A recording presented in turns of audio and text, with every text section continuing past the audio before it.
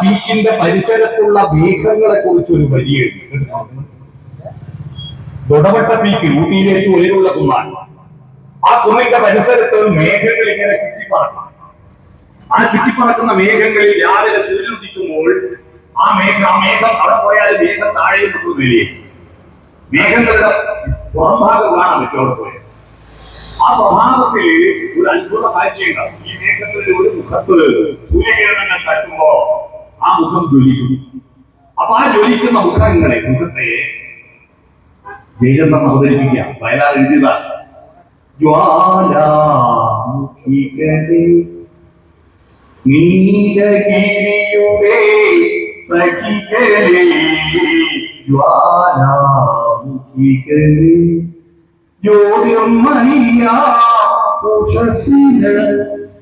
വലിയ ചാമര വീശുന്ന മേഘം.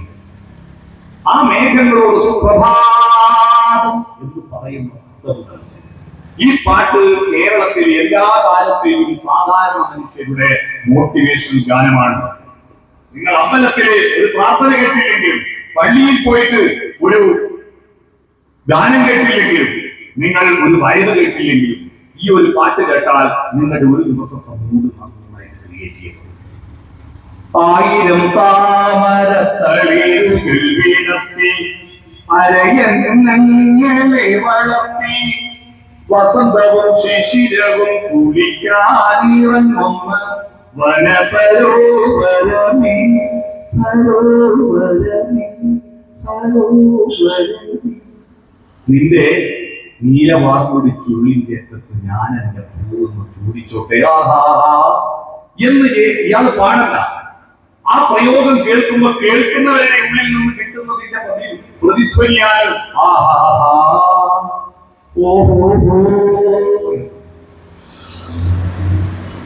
ഒരു പുഴ ഒഴുകുന്നത് കടലിൽ ചേരാനല്ല.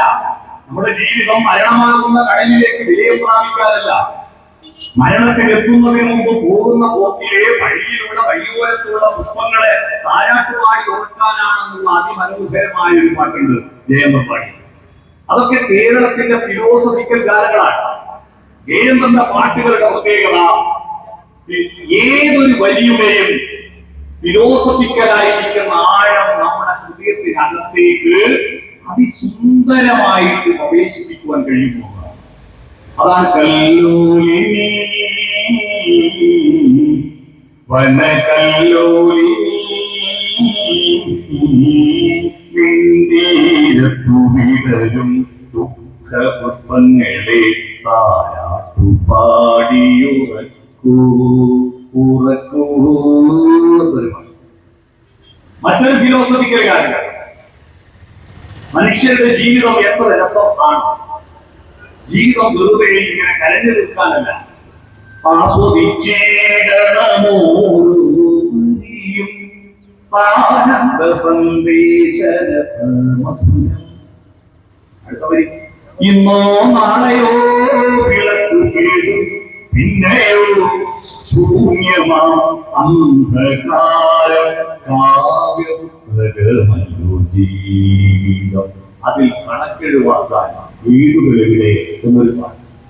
ഇത്തരത്തിൽ എത്രയെത്ര മനോഹരമായ ഫിലോസഫി ഗാനങ്ങളാണ് ജയചന്ദ്രൻ പാടിയത്. അദ്ദേഹത്തിന്റെ പ്രണയഗാനങ്ങൾ അദ്ദേഹം ഒരാളെ വിളിക്കുമ്പോ അലിഞ്ഞു പോകുന്നു. കാലുകൊത്ത് നിലത്ത് വട്ടം വരക്കുന്ന കാമുകിമാരുള്ള കാലത്ത് മുഖിയോടമ്പലത്തിൽ വെച്ച് പൂജിച്ച ചന്ദനം ഞാൻ ചോദിച്ചു, കൺമണി അതു കേട്ടു നാണിച്ചു കാൽനഖം കൊണ്ടൊരു വരച്ചു. അപ്പോ വളരെ മെല്ലെ തുടങ്ങിയാണ് അദ്ദേഹം. എങ്ങനെയാ? മഞ്ഞളയിൽ ധനുമാസ ചന്ദ്രിക വന്നു. ഇതാണ് അദ്ദേഹം പാടിയ ആദ്യത്തെ പ്രശസ്തമായ പാട്ട്. അതിൽ തുടങ്ങിയിട്ട് അവസാനം രാഗം തന്നെ മോഹം നൽകി, മോഹം തന്നെ പ്രേമം നൽകി, പ്രേമം തന്നെ രാഗം പാട്ടില്ല. ആ പാട്ട് ജയചന്ദ്രന്റെ കാലം തീർന്നു എന്ന് വിചാരിച്ചിരുന്ന ആ തലമുറ കേരളത്തിലെ സകല ക്യാമ്പസുകളിലും പാടിക്കൊണ്ട് പാട്ടാൻ പാടൂ നാട്ടുമയിലേ. ആ പാട്ട് നിറം എന്ന സിനിമയ്ക്ക് വേണ്ടിയിട്ട് അദ്ദേഹം പാടിയതാണ്. പിന്നീട് അദ്ദേഹത്തിന് മരിക്കുന്നതിന് കുറച്ചു കാലം മുമ്പ് വഴി എത്ര പാട്ടുകൾ അദ്ദേഹം. യുവാക്കളുടെ ശബ്ദവും അദ്ദേഹത്തിന് ഇണങ്ങും. ഈ പ്രായത്തിൽ നരച്ചു നിൽക്കുമ്പോഴും ഇണങ്ങുമെന്ന് ബോധ്യപ്പെടുന്നതിൽ അദ്ദേഹം ഒരുപാട് പാട്ടുകൾ.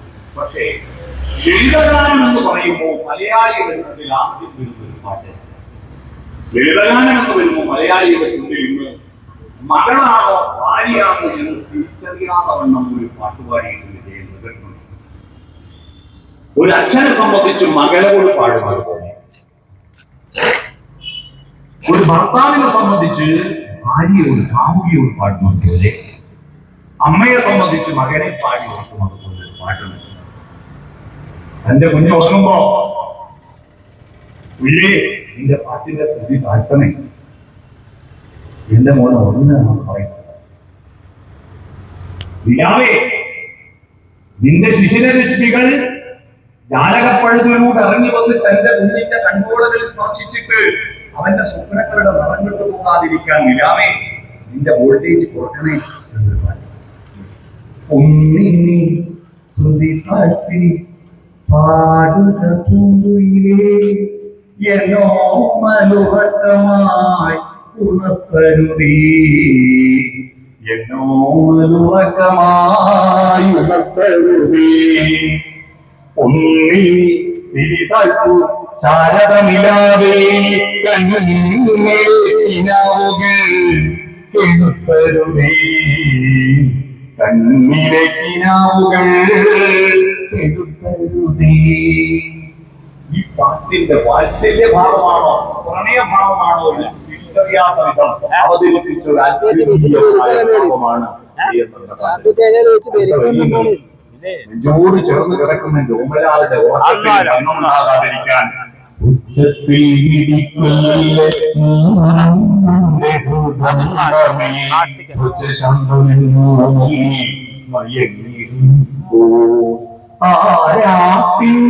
യാത്ര മിത്രൻ പടിവരെ താമരമലമിഴി അടയുമ്പതേ.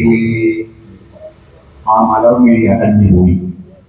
ആ മനോഹരമായ കാഴ്ചപ്പാടുകൾ, ആന്തരികമായ ഭാവുകത്വത്തിന്റെ കാഴ്ചകൾ അറിഞ്ഞുപോയി. അതുകൊണ്ടാണ് എല്ലാ പരിപാടിയും മാറ്റി വെച്ചിട്ട് ഞാൻ ജയചന്ദ്രനെ കാണാൻ വേണ്ടിയിട്ട്. അദ്ദേഹം ജീവിച്ചിരിക്കുന്ന വളരെ ദൂരം നിന്ന് കണ്ടിട്ടുണ്ട്. പാലിയത്ത് വളപ്പിൽ അദ്ദേഹത്തിന്റെ സംസ്കാര ചടങ്ങിൽ ഞാനിവിടെ പങ്കെടുത്തു. ആ താമര മലർമിഴി അടഞ്ഞു കിടക്കുന്ന കാഴ്ച എനിക്ക് കാണാൻ പറ്റി. അദ്ദേഹം എല്ലാ സംവിധായകരുമായിട്ട് ബന്ധപ്പെടുത്തിയിട്ട് അദ്ദേഹം പാടിയതല്ല സൂപ്പർ ഹിറ്റുകാരൻ. ദേവരാജ മാഷിന്റെ പാട്ടാണ് ഞാനിപ്പോ പറഞ്ഞ കളിക്കോടൻ എന്ന സിനിമയിലെ മഞ്ഞലയിൽ മുങ്ങിപ്പോക്കുക. അതിൽ പ്രേമ ചകോരി ചകോരി ചകോരി ഇദ്ദേഹത്തിന്റെ ശബ്ദത്തിൽ വിളിച്ചാൽ ഒരു പെണ്ണിനും പ്രണയം നിഷേധിക്കാൻ പറ്റുന്നില്ല. നുണക്കുഴി കവി നഖചിത്രമെഴുതും താരേ താരേ. ആ പാട്ട് കേൾക്കുമ്പോ കല്ലോലിനി എന്ന് കേൾക്കുമ്പോ അഷ്ടപതിയിലേ എന്ന് കേൾക്കുമ്പോ ഒരു പെണ്ണിനും പ്രണയം നിഷേധിക്കാൻ പറ്റാതെ. പിന്നെ പൂവും പ്രസാദവും എന്ന പാട്ട് നുണക്കുഴി കവി അധികം പറഞ്ഞു. ഇഷ്ടപ്രാണീശ്വരി നിന്നേതൻ തോട്ടം എനിക്കു വേണ്ടി, ഏഴാം സ്വർഗം എനിക്കു വേണ്ടി. അതിൽ കുന്തിരിക്കം പുകയുന്ന ചെരിവിയെ അത് കേട്ടാൽ അന്ന് ഏതൊന്നും കിളി പ്രണയം നിഷേധിക്കുമായിരുന്നു. പിന്നെ മനോരമേ എന്ന് വിളിക്കുന്ന നമ്മുടെ പത്രമല്ല, നാദോമീർത്ത മനോരമയാണ്. മനസ്സിന് ജപിപ്പിക്കുന്ന വഴി. മാനത്തു കണ്ണികൾ മയക്കും കയങ്ങൾ മനോരമേ നയനങ്ങൾ എന്നൊരു പാട്ടുണ്ട്. പിന്നെ മലയാള ഭാഷ തൻ മാതക ഭംഗിയെ മനോഹരമായിട്ട് അവതരിപ്പിച്ച. പിന്നെ റംസാനിലെ ചന്ദ്രികയോ രജനീഗന്ധിയോ അറബി പൊൻകൊടി അഴകിൻ പൊൻകൊടി ആരുണി ആരുണി ആരുണി ഹൃദയേശ്വരി നെടുവീർപ്പിൽ ഞാനൊരു മധുര സംഗീതം കേട്ടു. ഇങ്ങനെ ദേവരാജന്റെ ഒരുപാട് ദക്ഷിണാമൂർത്തിയുടെ അശ്വതി നക്ഷത്രമേ. പിന്നെ മുത്തശ്ശി എന്ന സിനിമയ്ക്ക് വേണ്ടിയിട്ട് ദക്ഷിണാമൂർത്തി ചിട്ടപ്പെടുത്തിയ ഹർഷബാഷ്പം തൂകി വർഷ പഞ്ചമി വന്നു. അടുത്തത് ഇന്ദുമുഖി എന്തു ചെയ്യൂ നീ സഖി എന്തു ചെയ്യൂ നീ.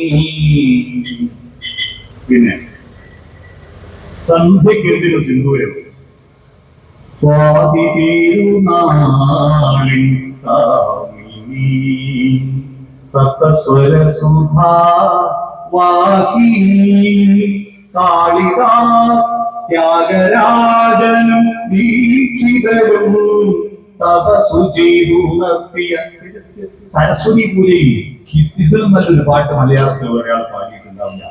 പിന്നെ വിലാസലൂരുപുരിയായിട്ടുള്ള ചന്ദനത്തിൽ കടഞ്ഞെടുത്തത് ഞാൻ പാടി. പിന്നീട് എന്റെ അർജുന മാഷിന്റെ പ്രസിദ്ധമായ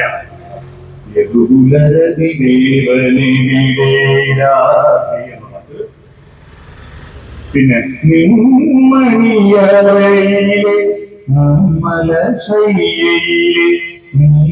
നീലനിരാളമായി ഞാൻ പിന്നെ മുത്തുകിലും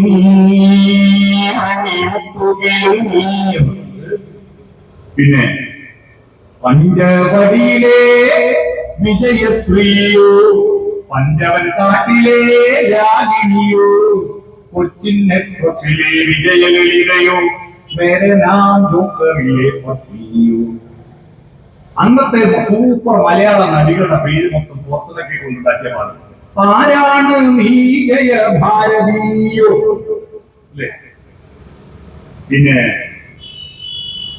നന്ദ്യാർവട്ടപ്പൂചിരിച്ചു നാട്ടുമാവിന്റെ ചോട്ടിൽ.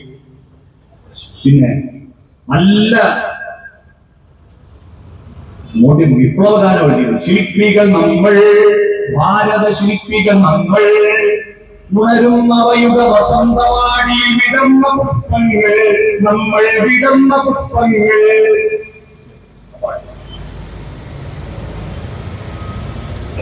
പിന്നെയുള്ളത് MS വിശ്വനാഥന്റെ തിരുവാഭരണം ചാത്തി വിടർന്നു തിരുവാതിര നക്ഷത്രം അറബിക്കടലിളകി വരുന്നു ആകാശപ്പൊന്നുവരുന്നു. പാടി പാട്ടാന്നറിയാം. സ്വർണ്ണഗോപുരം ഞാൻ പാടി, നീലഗിരി പാടി, കാറ്റുമൊഴുക്കും കിഴക്കോട്ട് കാവേരി വണ്ണം പടിഞ്ഞാട്ട്. പിന്നെ രാജീവമയനേ നീയുറങ്ങുവന്ന അഷ്ടപതിയിലേ ഗായികേ. പിന്നെ കേരഹോമാഷ് കാട്ടിലെ രജനി കനകാമരങ്ങൾ പാടി കടത്തുവള്ളം യാത്രയായി യാത്രയായി കരയിൽ നീ മാത്രമായി.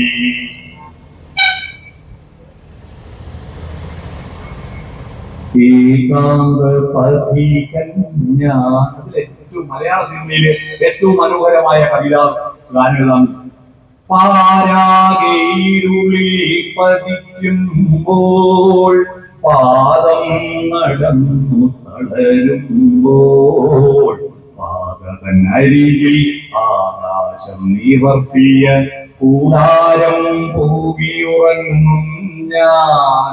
തിരുവനന്തപുരത്തിന്റെ അവസ്ഥയെ ഇത്രയും മനോഹരമായിട്ട് മറ്റൊരു വരിയിൽ അവതരിപ്പിച്ചിട്ടില്ല. പിന്നെ സലിൽ ചൗധരിയുടെ പാട്ട് നെല്ലിലെ ചെമ്പാ ചെമ്പ കുറവ. നിശാസുരഭികൾ വസന്ത സേനകൾ നടനമാടാൻ വരികയോ. പിന്നെ ഉഷസിന്നു പവനങ്ങൾ പൂവിടും. അങ്ങനെ ഗംഭീരമാണ്. പിന്നെ ശ്യാമിന്റെ മധുരനാദം. പിന്നെ കുറിഞ്ഞി പൂവും ചോടി സ്വപ്നം കണ്ടു മയങ്ങും പെണ്ണ്.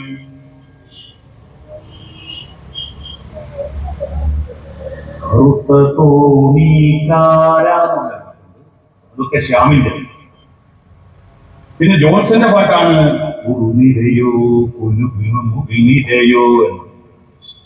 നാണം നിൻ കണ്ണിൽ എൻ മുഖം നിൻ മുന്നിൽ മോഹം കൊണ്ടു ഞാൻ വട്ടയിലെ പന്തലിട്ട് നമ്മുടെ ജയറാമിന് വേണ്ടിയിട്ട് യാത്രക്കാരനെ ശ്രദ്ധിക്കുന്ന സിനിമയിൽ. പിന്നെ രവീന്ദ്രന്റെ പാട്ടാണ്. അത് ഞാൻ നേരത്തെ പറയും.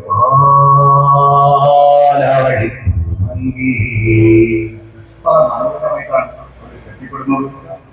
പിന്നെ കാക്കപ്പൂ കൈതപ്പൂ അരിയന്നങ്ങളുടെ വീട്. പിന്നെ ആരും കാണാതെ ചുണ്ടത്തെ ആലിലത്താലിയുമായി വരുന്നീ ആമ്പലേ. ഇതൊക്കെ രവീന്ദ്രന്റെ പാട്ട്. പിന്നെ വിദ്യാസാഗറിന്റെ പാട്ടാണ് പ്രായം നമ്മിൽ മോഹം നൽകിയെന്നുള്ള സൂപ്പർ ഹിറ്റ്. പിന്നെ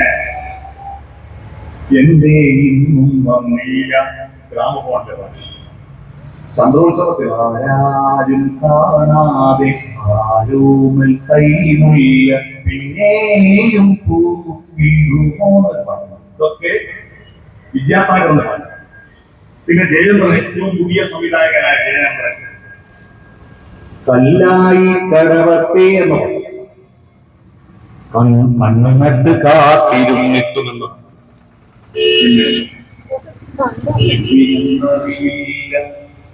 എന്തിനോ തോന്നിയൊരു ഇഷ്ടമുള്ള മോഹൻ സിതാരിയുടെ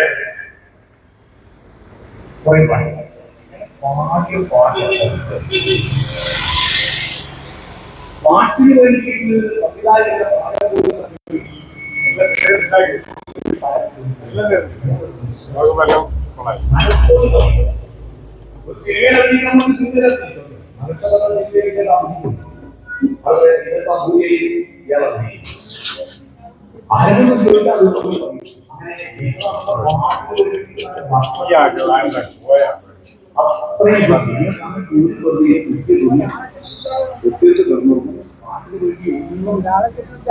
ത്യാഗവും അനുഭവിക്കാൻ തയ്യാറാതെ പാടുക. അതുകൊണ്ടാണ് അദ്ദേഹം ജന്മനാ തന്നെ ഗായകൻ. ബൈ ബർത്ത് അദ്ദേഹം ആ ഗായകൻ ഒരു വിവാദവും കേരളത്തിൽ സൃഷ്ടിക്കാതെ ഒരു കാര്യത്തിലും അനാവശ്യമായ ഒരു വാക്ക് പറയാൻ അതിസുന്ദരമായ ഒരു ശംഖുപുഷ്പത്തിനകത്ത് ഒരു മഴത്തുള്ളി കുരുക്ക അത് നിർബലമായ ജീവിതം നയിച്ച ആ മനുഷ്യന്റെ പാട്ടുകൾ മലയാളിയും ഹൃദയവും ഉള്ളിടത്ത് കൊടുക്കാൻ. മലയാളിയും ഹൃദയവും ഉള്ളിടത്ത് ഇപ്പൊ ഹൃദയം കുറഞ്ഞു വരിക. ആ കുറഞ്ഞു വരുന്നതിന് ലക്ഷണമാണ് കട്ട ചോര കൊണ്ട് ജ്യൂസ് അടിച്ച് സോഡാ സർവത്ത് പേന കത്തി കൊണ്ട് വിദ്യാരംഭം കുറിച്ചവനെ നിന്നെ പടച്ചവന് 10 മാർക്ക്. ഇതാണ് എല്ലാ ബിയിലേക്കും പാടിക്കൊള്ളുന്നത്. സ്വന്തം അനുജന് 14 വയസ്സുള്ള അനുജനെ തലക്കടിച്ചു കൊല്ലുക, ഉപ്പാന്റെ ഉമ്മാനെ കൊല്ലുക, ഉപ്പാന്റെ അനിയനെ കൊല്ലുക, അയാളെ ഭാര്യനെ കൊല്ലുക. ഇത് ഒറ്റ കൊലപാതകമല്ല, ഒരുപാട് കൊലപാതകങ്ങൾ വരുന്നു. എന്തിനാ കൊന്നത് ഓരോ അറിയില്ല, കൊല്ലപ്പെട്ടവർക്കും അറിയില്ല. ആ ഒരു വല്ലാത്തൊരവസ്ഥ. നമ്മുടെ യുവാക്കളുടെ മനസ്സിനെ ആർദ്രതയിൽ നിന്ന് എടുത്ത് പറചട്ടിയിലിട്ടിട്ട് പൊരിച്ചെടുക്കുന്ന ഒരു സംഗീതത്തിലേക്ക് നമ്മുടെ മലയാള സിനിമ മാറുക. മാതാപിതാക്കളെ മാത്രം എന്ത് നല്ല മക്കളാ. അടുത്ത വഴി ഇനി അങ്ങോട്ട് തന്നിഷ്ട കൂട്ട് ആവേശ സിനിമയുടെ പാട്ടാ. ഇനി അങ്ങോട്ട് തന്നിഷ്ട കൂട്ട് ഉന്നം മറന്നൊരു പോക്ക്. ലക്ഷ്യമൊന്നുമില്ല. ഇങ്ങനെ ഗുണപാഠങ്ങൾ മതിയാക്കും. നിനക്കൊന്നും വേണ്ട. ഇതെൻ പാത, എൻ അധികാരം. വഴി തെറ്റാനുണ്ട് അവകാശം. വഴി നടക്കാൻ അവകാശത്തിന് വേണ്ടിയിട്ടാണ് വൈക്കം സത്യാഗ്രഹവും ഗുരുവായൂർ സത്യാഗ്രഹവും. ഇപ്പൊ വഴി തെറ്റാനുണ്ട് അവകാശം. തനി നിറവെടു തനിയണം എന്റെ കാട്ടു പൂന്യാസം. പൂന്യാസം കാണിച്ച് ശ്രദ്ധിക്കപ്പെടാൻ ശ്രമിക്കുന്ന ഒരു പുതിയ തലമുറ. തേനാ കത്തി കൊണ്ട് വിദ്യാരംഭം കുറിക്കുന്നത് നമ്മൾ കണ്ടിട്ടില്ലേ? കോൺഗ്രസ് കൊണ്ട് 17 സ്കൂളുകളിൽ കത്തിക്കുത്ത് നടന്നിട്ടല്ലോ, അറിയോ? +2 സ്കൂൾ അടക്കം കത്തിക്കുത്ത് നടന്നു. ആ പാട്ട്, ഒരു പാട്ടെന്ന് പറയുന്നത് ഒരു കലാപരഹിതമായ ഒരു സംഭവമാണ്. സംഗീതവും കലാപരഹിതമാണ്. പാട്ട് പാടുന്നവർക്കെല്ലാം കസേരയെടുത്ത് അടിയും കസ്റ്ററിയായിട്ട് കൊണ്ട് തലശ്ശേരി DYSP ഗാനമേള നിരോധിച്ചിരുന്നു. ഓർമ്മയുണ്ടോ? ഗാനമേള ഉണ്ടെന്ന് മൈക്രോ പ്രശ്നം. അത് വിദേശത്തെ മാധ്യമങ്ങളിൽ വൻ സംഭവമായിരുന്നു. പാട്ട് നിരോധിച്ച ഒരു രാജ്യമുണ്ട്, കേരളം, ഇന്ത്യ എന്ന് പറഞ്ഞു. പാട്ടെന്ന് പറയുന്നത് കലാപരഹിതമാണ്. അത് കലാപരഹിതവുമാണ്. മറ്റുള്ളവർക്ക് ഇഷ്ടപ്പെടണം. അത് കലാപരഹിതവുമായി, അത് കലാപരമായ ഇഷ്ടവുണ്ടാകണം. കലാപരഹിതമാവണം, കലാപരഹിതമാവണം, കലാപരഹിതവും. യേശുദാസിന്റെയും ജയചന്ദ്രന്റെയും പാട്ട് കേട്ടിട്ട് ഒരാളും തൂങ്ങി മരിക്കാൻ പോയിട്ടില്ല, കത്തിയിട്ടില്ല. ഇപ്പൊ പുതിയ പാട്ടുകളെല്ലാം അർത്ഥരഹിതമായ, താളനിബദ്ധമായ, ഭയങ്കരമായ ശബ്ദകോശങ്ങൾ മാത്രമായി മാറുന്ന ഒരു കാലഘട്ടത്തിൽ ജയചന്ദ്രനെ അനുസ്മരിക്കുക എന്ന് പറയുന്നത് ഒരു സമരമാണ്. നമ്മുടെ ഗാനത്തിന്റെ ആ മനോഹരമായ പാരമ്പര്യത്തെ നമുക്ക് നഷ്ടപ്പെടുത്തിക്കൂടാ. ആ ഗാനത്തെ നമ്മൾ നെഞ്ചേറ്റണം. അത് നമ്മുടെ കുട്ടികൾക്ക് പറഞ്ഞു കൊടുക്കണം. നമ്മുടെ കുട്ടികൾ ഇതുപോലെ കൊല്ലാനുള്ള കേസ് പ്രതിയാവാതിരിക്കാൻ പ്രിയപ്പെട്ട, ഇവിടെ കുട്ടികൾ ചെറുപ്പക്കാർ വളരെ കുറവാണ്. പ്രിയപ്പെട്ട അമ്മമാരെ, അച്ഛന്മാരെ, അപ്പൂപ്പന്മാരെ, അമ്മൂമ്മമാരെ, നിങ്ങൾ വീട്ടിൽ നിന്ന് പാട്ട് ഇതിനെപ്പറ്റി പറയണം. പാട്ട് നമ്മുടെ ഒരു സംസ്കാരത്തിന്റെ ഭാഗമാണ്. കാറൽ മാർക്സ് അദ്ദേഹത്തിന്റെ മനുഷ്യ സ്നേഹത്തിന്റെ അടിത്തറ കണ്ടെത്തിയത് ബീഥോവന്റെ സംഗീതത്തിലൂടെയാണ്, ഗീതയുടെ കവിതകളിലൂടെയാണ്. ആർദ്രതയില്ലാത്ത മനുഷ്യരിൽ മനുഷ്യ സ്നേഹവും മനുഷ്യത്വം ഉണ്ടാവില്ല. ഈ ആർദ്രതയിലേക്ക് നമ്മുടെ മനുഷ്യരെ തിരിച്ചു കൊണ്ടുവരാൻ നമ്മുടെ പാട്ടുകൾ, ജയചന്ദ്രനെ പോലുള്ള ആളുകളുടെ പാട്ടുകൾ നമ്മൾ വീണ്ടും വീണ്ടും അയവിറക്കണമെന്ന് മാത്രം അഭ്യർത്ഥിച്ചുകൊണ്ട് ആ മഹാമനീഷിയുടെ, മഹാപ്രതിഭയുടെ ഓർമ്മകൾക്ക് മുന്നിൽ അടകുരിച്ചുകൊണ്ട് എന്നീ ബാലറാം പബ്ലിക് ലൈബ്രറി ജയചന്ദ്രനെ അനുസ്മരിക്കാൻ ഇങ്ങനെ ഒരു ചടങ്ങ് സംഘടിപ്പിച്ചതിൽ അതിന്റെ ഭാരവാഹികളെ അഭിനന്ദിച്ചുകൊണ്ട് ഈ പരിപാടിക്ക് എന്നെ ക്ഷണിച്ചതിന് നന്ദി പറഞ്ഞുകൊണ്ട്, എന്നെ കേട്ടതിന് നന്ദി പറഞ്ഞുകൊണ്ട് ഈ അനുസ്മരണ സമ്മേളനം ഉദ്ഘാടനം ചെയ്തതായി അറിയിച്ച് ഞാൻ എന്റെ വാക്ക് നിർത്തുന്നു.